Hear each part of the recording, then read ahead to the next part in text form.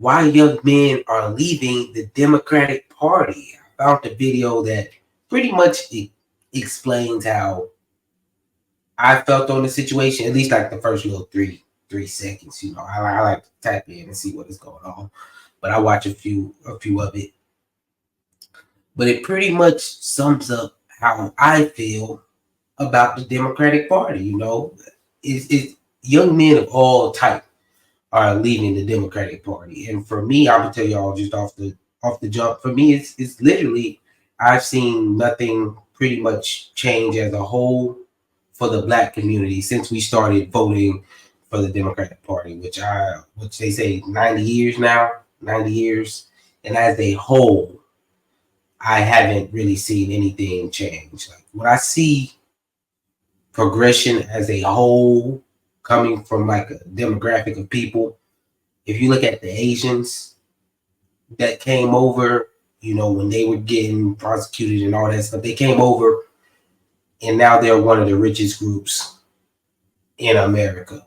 And I've seen them be able to affect policies like no other because as a mass, they have accumulated this wealth where now they have financial influence over the policies that affect them in their day-to-day lives, which I feel like Black people don't have. As a whole, we don't have enough influence financially to do anything. And that's my main reason as a young man for leaving the Democratic Party. I just don't feel like it has served us the way it should.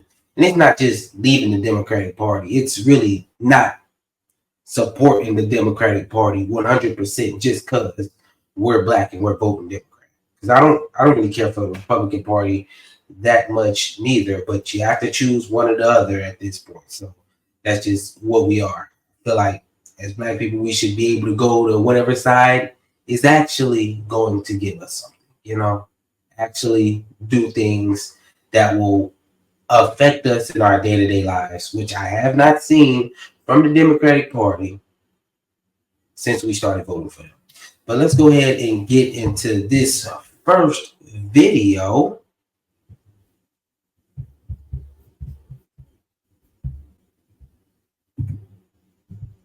Why so many young men are leaving the Democrats?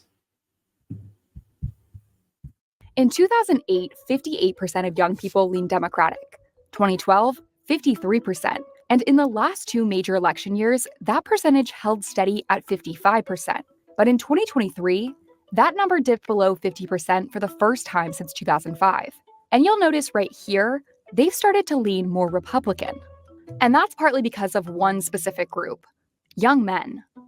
Young men have increased their support of the Republican Party from 35% to 48%, a 13 percentage point increase in just 7 years. And this is a new trend. While 2020 exit polls show that young men backed Biden by 15 percentage points, a February 2024 Wall Street Journal poll found they favored Trump by 14 percentage points.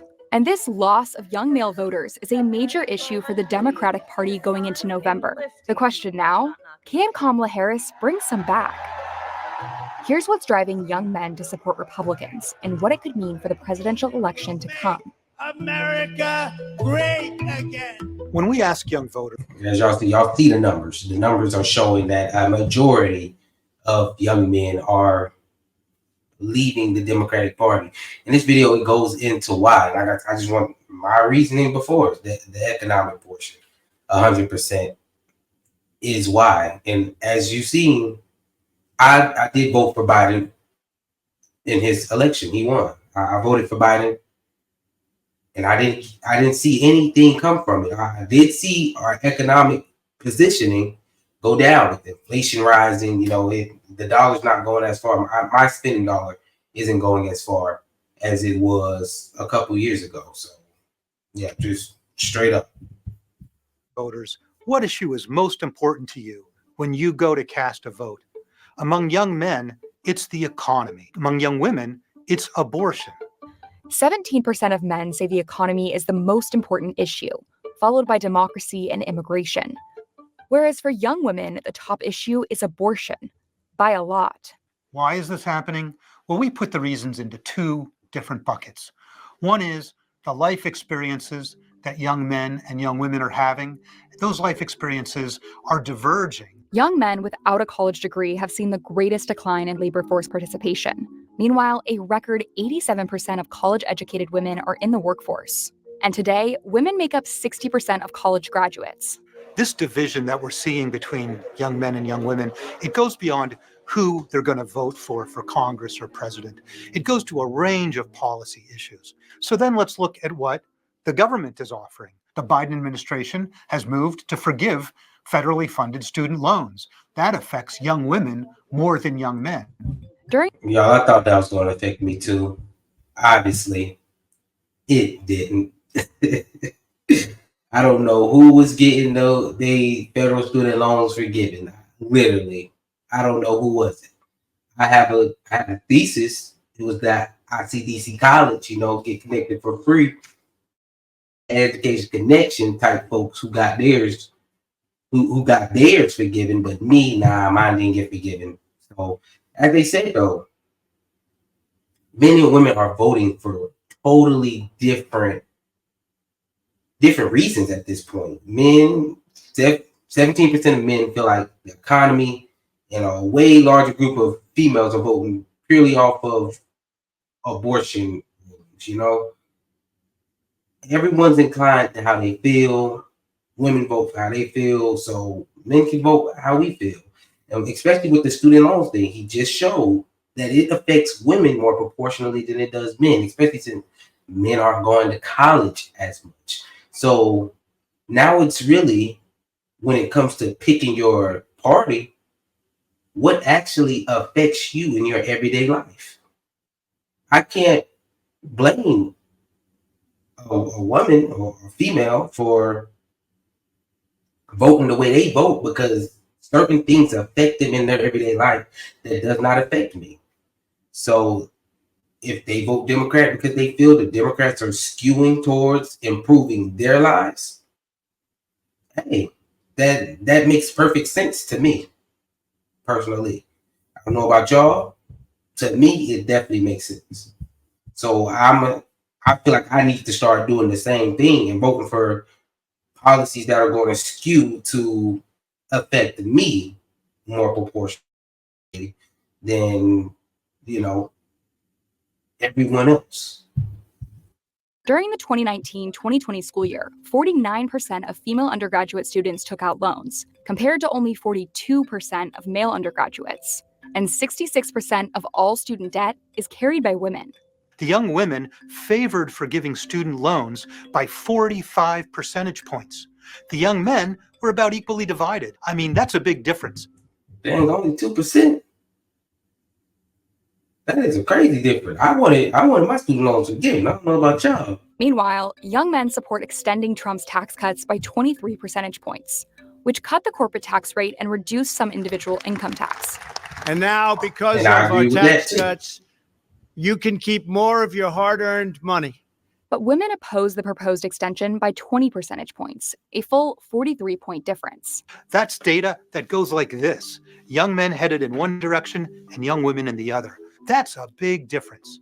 Data does not usually segment young voters that remarkably. This is something new. Which brings us back to this chart. 22% of young female voters say abortion is their number one issue in this election, a key aspect of Harris's campaign. We trust women to make decisions about their own body. Only 3% of young male voters said the same. And men and women stacked up differently on other issues as well. With immigration, Trump's policies are much more likely to be supported. Y'all know what they was dancing to, right? Meg Thee Stallion was up there throwing them cheeks. That's what they was up there dancing to. That's what they was dancing to. I don't blame them. Supported by men than women. Men support deploying troops at the border by 10 percentage points, whereas women oppose this policy by 15 points. And when it comes to building the wall, one of Trump's key immigration policies, men are only slightly leaning towards opposition, but women overwhelmingly oppose it. These gaps are hard to explain just by differences in lived experience, which brings us to the second thing that explains the gap between young men and women. What are the candidates and what are the parties saying to young voters? Donald Trump and the Republican Party are putting out a lot of messages expressly intended to appeal to young men. Donald Trump has gone to Ultimate Fighting Championship matches. He recently appeared on the podcast of Logan Paul. He went to a sneaker convention to sell his own brand of sneakers. We got to get young people out to vote. These are audiences that are overwhelmingly male and overwhelmingly filled with young men. And it's a way that Donald Trump and his campaign have been saying, hey, young men, I'm with you. I'm on the same page as you. I understand you. Meanwhile, a lot of the messaging from the Democratic Party has been towards issues that are more salient for women. When I am president of the United States, I will sign into law the protections for reproductive freedom. So what does this mean for November? Young women historically vote at higher rates than young men. But experts say that with a tight election, the Democratic Party will need to draw in as many votes as possible.